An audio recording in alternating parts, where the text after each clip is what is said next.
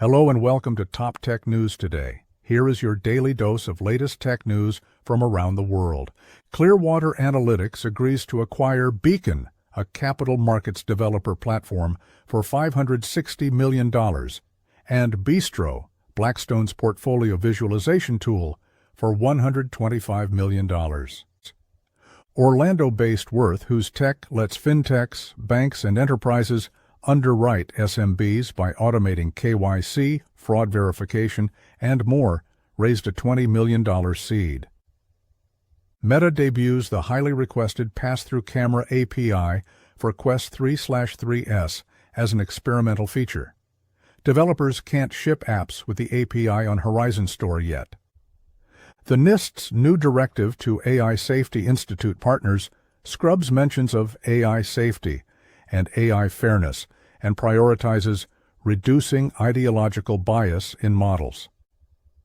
Amazon says Echo users won't be able to set their devices to process Alexa requests locally, as new generative AI features need processing in the cloud. Klarna files for a US IPO, with plans to list on the NYSE under KLAR, seeking to raise at least $1 billion and reportedly targeting a valuation of more than $15 billion. Block says it is expanding consumer lending through Cash App Borrow after obtaining FDIC approval to issue loans out of its subsidiary Square Financial Services. The GOP's Jim Jordan subpoenas Apple, Amazon, Meta, Microsoft, NVIDIA, OpenAI, and 10 others over alleged Biden pressure to use AI to censor lawful speech. An executive overseeing Siri told staff the delays were ugly, made worse by Apple publicly promoting the new features, and it's unclear when they will ship. Google says Gemini will replace Google Assistant on Android phones in 2025, except on phones with Android 9 or earlier and that don't have at least 2 gigabytes of RAM. Hong Kong-based Re.Pay, which aims to enable cryptocurrency use in everyday transactions, raised a $40 million Series A led by Lightspeed Venture Partners. Reddit will let users hide ads from a given advertiser account from their feeds for at least a year. Some users report seeing a daily limit for hiding ads. Morgan Marquis-Boire, the once celebrated hacker accused of sexual assaults in 2017, is the undisclosed co-founder of crypto intelligence firm Unciphered. The U.S. DOJ says Russian and Israeli national Rostislav Panev, accused of being a key Lockbit ransomware gang developer, was extradited from Israel to the U.S.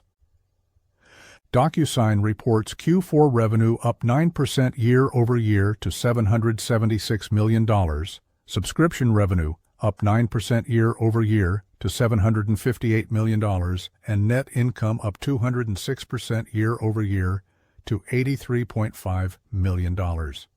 Following the EU and the US, China announces new rules requiring companies to label AI-generated material either explicitly or via metadata from September 1st. DeepSeek and its hedge fund parent, Highflyer Capital, forbid some R&D staff from traveling abroad freely, asking them to hand in their passports.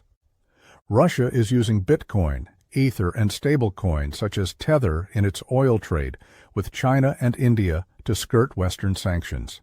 European authorities raided 21 addresses, arrested several people, and sealed 2 offices in the EU Parliament as part of a spiraling bribery probe into Huawei. Foxconn CEO Young Liu says the attitude and the approach of the U.S. government toward tariffs has become a big headache for companies like Apple and Amazon. SoftBank plans to buy a former Sharp LCD panel plant in Osaka for approximately $676 million, sources say, to turn it into a data center for jointly developing AI agents with OpenAI. 2 activist groups launch a legal challenge against the UK's bid to force Apple to create a data backdoor, arguing it would breach consumers' privacy rights. DeepSeek spurred a Chinese asset manager AI arms race that could shake up China's $10 trillion fund management industry as firms expand AI research and adopt DeepSeek. That was all for today. Thanks for watching, and we shall be back tomorrow. Please subscribe our channel and press bell icon to get updates about our latest videos and daily tech news. Thanks again for watching.